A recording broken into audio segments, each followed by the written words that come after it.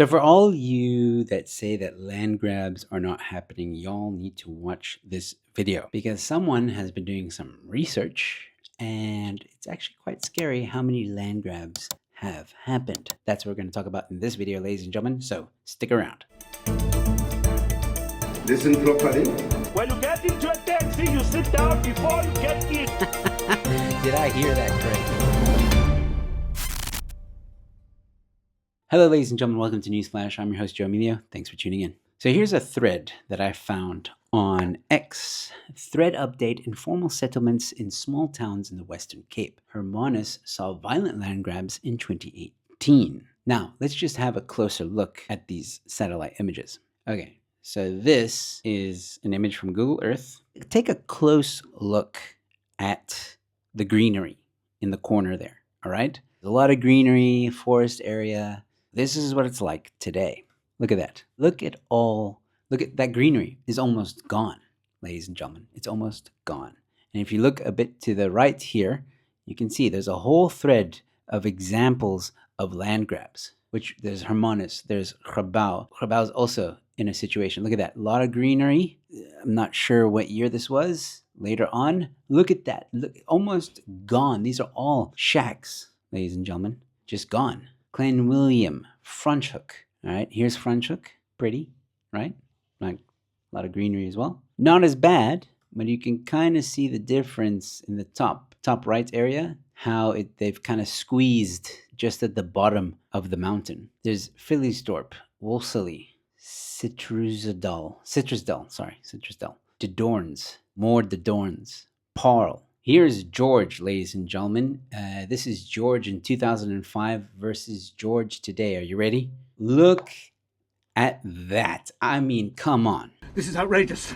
Now, you can't tell me that municipality has just been giving away land to these people to erect shacks and take over some of these forests and maybe farmlands. I'm not sure. But either way, this is definitely land grabs. These are definitely land grabs that have been happening for years. These shacks don't just erect themselves. And I highly doubt anyone is selling property to these individuals that are erecting shacks. For all of you that say land grabs aren't happening, here are clear examples. So many little cities in South Africa, or in Cape Town at least, have been subject to land grabs. And it's really curious. I mean, I want to find out if anything's happened to these areas. Have they gotten worse? Have they not gotten worse? In Cape Town alone, we know that in Dunoon, for example, it's gotten a lot worse. And before the comment section starts screeching about the DA, where is the DA and all that stuff, it's not that simple to just bulldoze, because there's laws and bylaws that actually prevent the DA from doing that. Straight up. Not to mention, there's also laws that even if a private owner and their land gets taken over, it's not that easy to evict them. I mean, it can be done,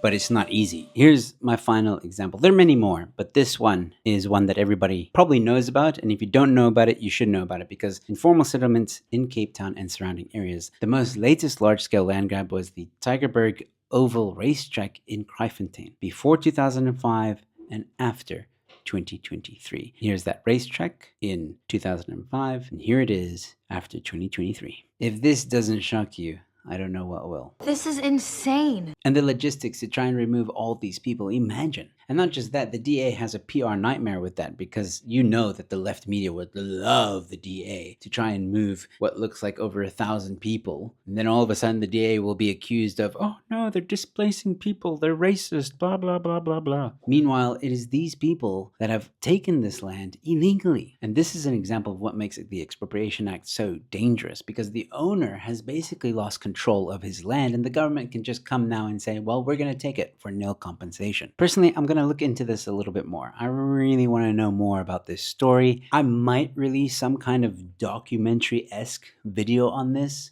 I'm not sure yet. I don't know. But something is intriguing about this scenario. I'm going to try and figure it out. I'm going to try and find out, where is the owner of this racetrack? Does he still exist? Has he sold it off? What is the situation? Maybe some of you can help me out. If you know any links, maybe there's a few articles I missed. Please share it in the comment section below. And while you're down there, leave your thoughts about what you think about all this. And also, don't forget to leave a like on the video, share it far and wide, and subscribe to the channel. I've got more content coming your way. And please consider becoming a member. It will go a long way to supporting the channel and what we do on this channel, producing videos and producing content, and also fund a documentary, maybe. We'll see. Depends on what I find out about this story. But anyway, all in due time, ladies and gentlemen. For now, thanks for watching. Your newsflash is in.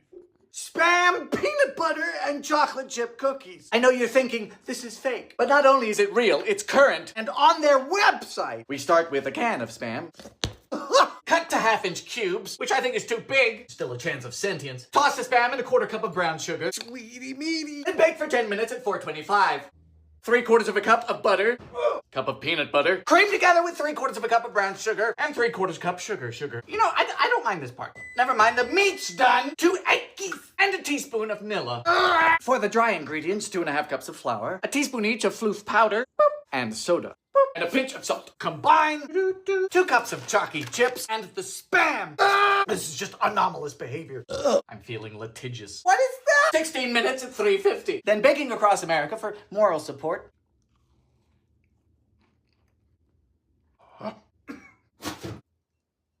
Bad. It's not even the taste, which is subjective. It is the meat in a cookie. The meat in a cookie, there should never be a measurable percentage of musculature. It's meat.